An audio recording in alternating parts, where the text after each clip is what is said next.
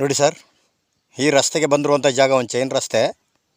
ತಾರ್ ರೋಡಿಂದ 300ರಿಂದ 400 ಮೀಟ್ರು, ಊರಿಂದ 1/4 ಕಿಲೋಮೀಟ್ರು.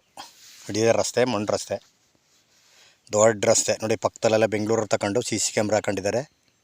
ಇದ್ರ ಹಿಂಭಾಗದ್ದು ಒಬ್ಬ ಬೆಂಗಳೂರು ಲೇಡಿ ತಗೊಂಡು 1.5 ಎಕರೆ ದೊಡ್ಡದ ಮನೆ ಕಟ್ಕೊಂಡಿದ್ದಾರೆ ನೀಲಗಿರಿಯಿಂದ ಹಿಂಭಾಗದ್ದು. ಈ ರಸ್ತೆ ಏನು ಕಾಣ್ತೈತೆ, ರಸ್ತೆಗೆ ಬಂದಿರುವಂಥ ಜಾಗ 1 ಎಕರೆ. ಇದೇ ಜಾಗ ನೋಡಿ, ತೆಂಗಿನ ಗಿಡಗಳು ಹಾಕಿದ್ದಾರೆ. ಇದಕ್ಕೆ ಬೋರ್ ಇಲ್ಲ, ಇವ್ರ ಜಮೀನೇ ಪಕ್ಕದಲ್ಲಿದೆ. ಆ ನೀರನ್ನ ಇಲ್ಲಿ ಕನೆಕ್ಟ್ ಮಾಡ್ಕೊಂಡಿದ್ದಾರೆ. ಸುತ್ತ ಎಲ್ಲ ತೋಟಗಳು ಊರಿನವ್ರವೆ, ಊರಿನವ್ರವೆ. ಜಾಗ ಮಾತ್ರ ಸೂಪರಾಗಿದೆ. ರೆಡ್ ಮಣ್ಣು, ಊರಿಗೊಂದು 1/4 ಕಿಲೋಮೀಟ್ರ್ ಆಗುತ್ತಾ. 3 ಲೈನ್ ತೆಂಗಿನ ಗಿಡ ಐತೆ.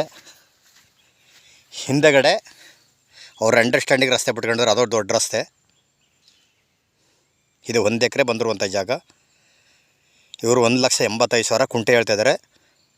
ಕೂತ್ಕೊಂಡ್ರೆ ಹೆಚ್ಚು ಕಮ್ಮಿ 60 ಆಗ್ಬೋದು, 60 ಆಗ್ಬೋದು, 70 ಆಗ್ಬೋದು ಕುಂಟೆ. ಕೂತ್ಕೊಂಡ್ರೆ ಹೆಚ್ಚು ಕಮ್ಮಿ ನೆಗೋಷಿಯಬಲ್ ಐತೆ. ಇಲ್ಲಿಗೇನಂದ್ರೆ ಒಂದು ಬೋರ್ ಹಾಕ್ಸಿಬೇಕು ಅಷ್ಟೇ. ತೆಂಗಿನ ಗಿಡ ಹಾಕಿ 1.25 ವರ್ಷ ಆಗೈತೆ.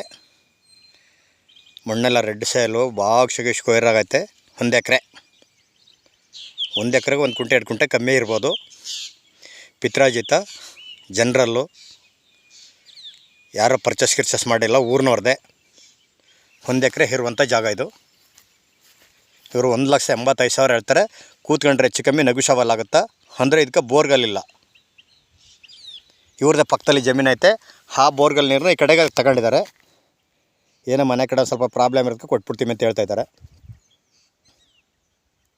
1 ಎಕರೆ ಬಂದಿರುವಂಥ ಜಾಗ ಇದು.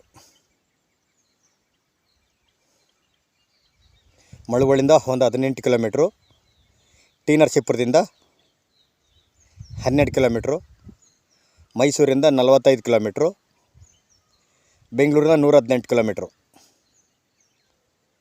ಇದು ಪಿತ್ರಾಜಿತ, ಜನರಲ್ಲು, ಯಾರೋ ಪರ್ಚೇಸ್ ಮಾಡಿಲ್ಲ. ಊರಿಂದ ಒಂದು ಅರ್ಧ ಕಿಲೋಮೀಟ್ರ್ 1/4 ಕಿಲೋಮೀಟ್ರ್ ಆಗುತ್ತಾ. ಸುತ್ತ ಎಲ್ಲ ಊರಿನವ್ರ ತೋಟಗಳು, ಬೆಂಗಳೂರಿನವ್ರವು.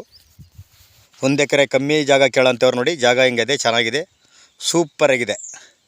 ಒಳಗಡೆ ಹಣ್ಣಿನ ಗಿಡಗಳು ಹಾಕೊಂಡು ಫೆನ್ಸ್ ಹಾಕ್ಬಿಟ್ಟು ಒಂದು ಬೋರ್ ಹಾಕ್ಬಿಟ್ಟು ಒಂದು ಮನೆ ಕಟ್ಟಿರೋರ್ಗಂತ ಸೂಪರಾಗಿದೆ. ತಾರ್ ರೋಡಿಂದ ಒಂದು 350-400 ಮೀಟ್ರು, ಒಂದು ಚೈನ್ ರಸ್ತೆ.